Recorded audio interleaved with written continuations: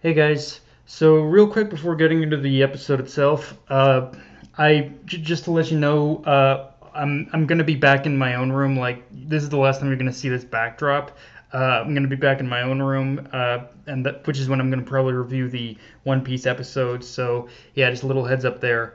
With that said, though, let's talk some Shaman King. So right out of the gate, this is one of those very interesting episodes to talk about because obviously this is an episode where Anna took center stage, but the thing is Anna was kind of the expected one to get a lot more spotlight compared to her original anime counterpart. But to me, the one I'm shocked by that I actually cared a lot more for by the end of this episode was from June and Tamao, obviously. Like Tamao especially, because in the original anime, Tamao barely had a presence or reason for being in the story, and despite having more of a role when reading the manga, she still didn't leave like that as much of an impactful impression as I thought for me to care about her. But somehow in the reboot, whether it's because of voice acting or how everything's built up, I kind of genuinely I genuinely cared for I genuinely cared for her in this episode, and just what the fuck happened with I don't know if it was Panchi or Kanchi, I forget which one, but yeah, I genuinely cared for her when she was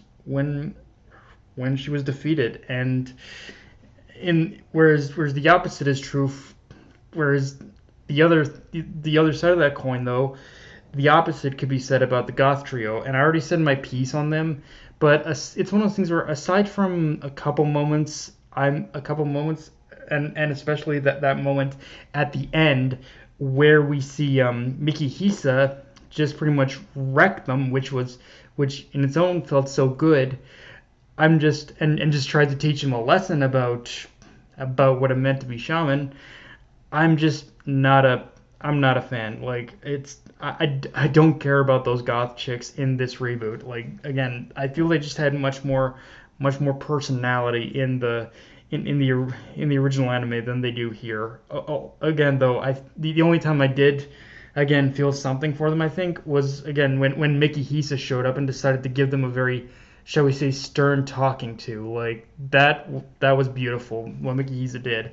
Uh, but speaking of Mikihisa, we do need to talk about the two kids Mikihisa brought with him to the Shaman tournament, because we get a little bit of their backstory in this episode about how their father was killed on Christmas.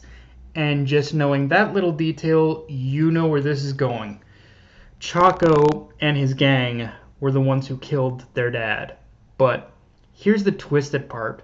With Anna making the connection between their dad and Mikihisa, like knowing each other, it means that Mikihisa, all knowing as he is, was perfectly aware of this fact when he brought them to the Shaman tournament. Intentionally. Like he's intentionally brought those kids here because he knew because he knew he knew that Yo would encounter Chaco there, and like this he prepped for that encounter just as much. Like the next like the him bringing those kids there, this is Chaco's trial, which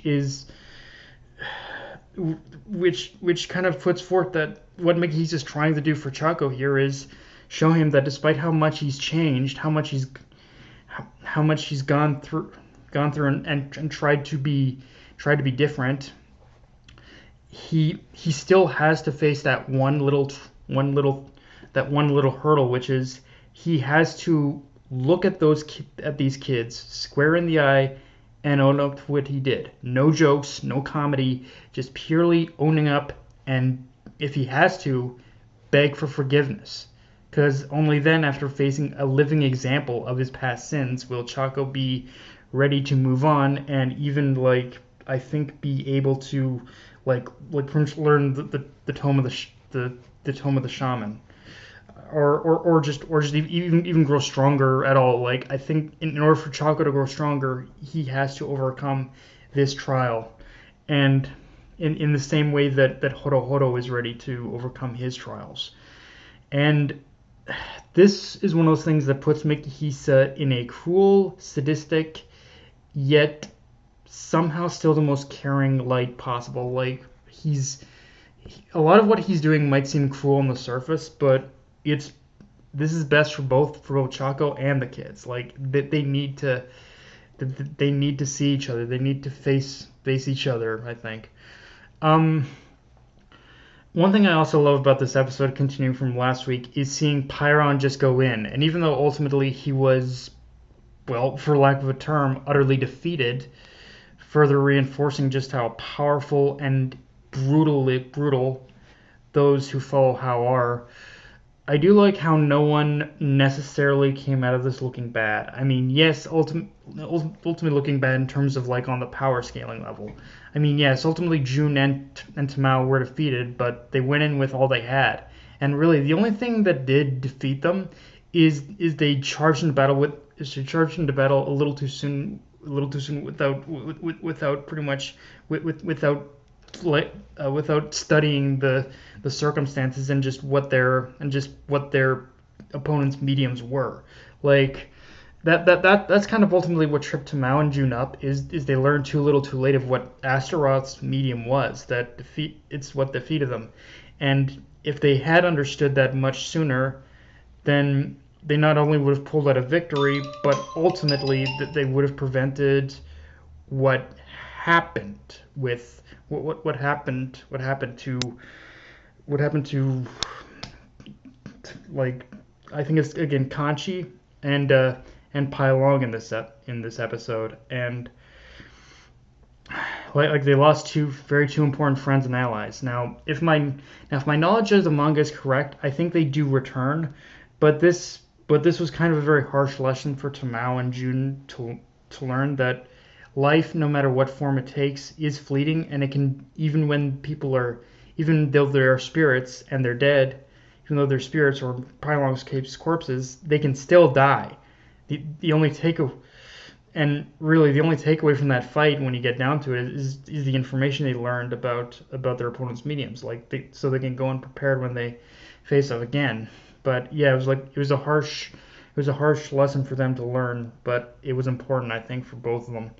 As for the Goth trio themselves, again, it's hard to say that I've liked them as characters more here than in the original, but at least I take them more seriously as antagonists. But that's really the only thing I can offer, unfortunately. Like, as far as everything else, like, yeah, I honestly could really care less about the Goth trio in this version, honestly.